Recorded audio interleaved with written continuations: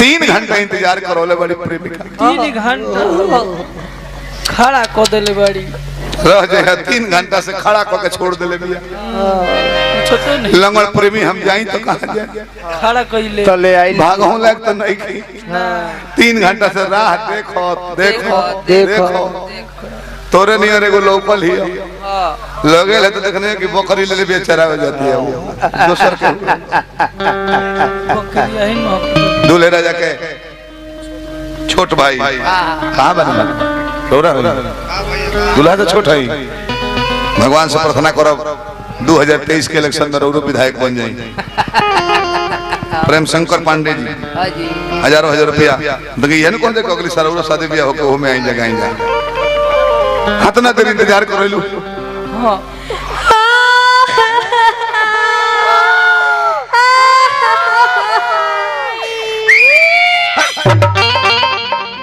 राजा ई त भीतरी से आवाज आइल चाय बाबा आज हमारे दिनेश सोझा बाबा के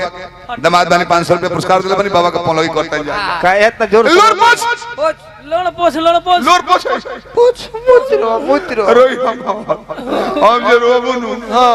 तो हमरो लोर गिरे गिरे हो गइल काहे रोले बताओ का भइला रे रास्ता में कोनो लेलो सनानु बेगवा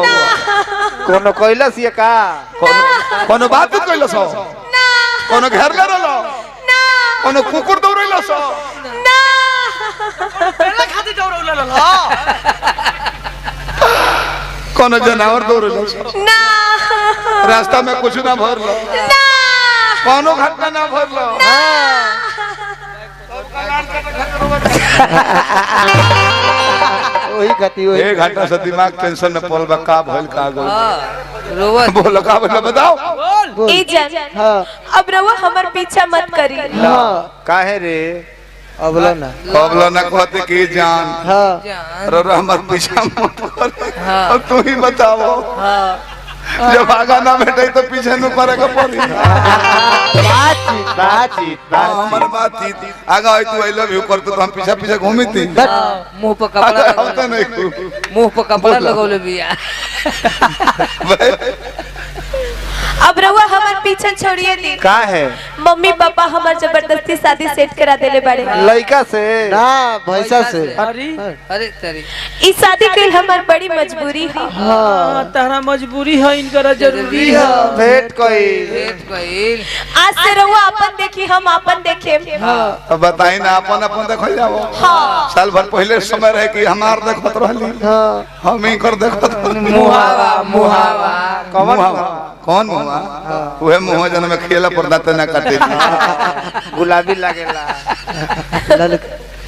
ओ दिन अब रवा भुला जाए हां जानता नहीं भुला जाई ए भाई लोग सही कहता नहीं हम तो भुला जाए पियो के सूत्र हम भेटाई त हम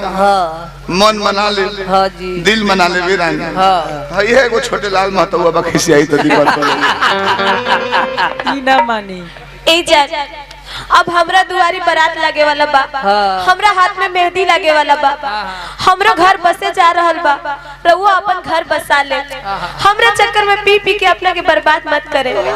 लेकिन रउआ हमरा से एगो वादा करी रउआ हमरे शादी में जरूर है आ खाना खा के जाए यही बहाने हम और रउआ के देख ले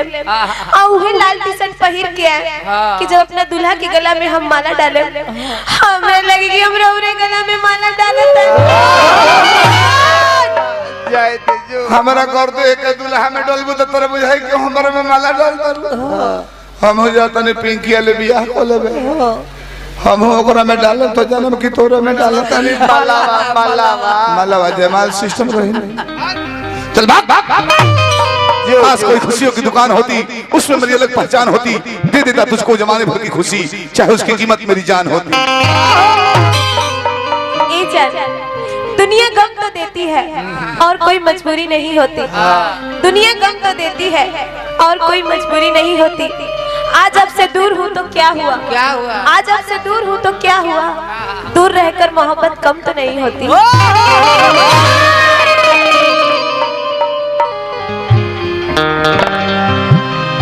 चली गई फिर यो के नाटक फिर के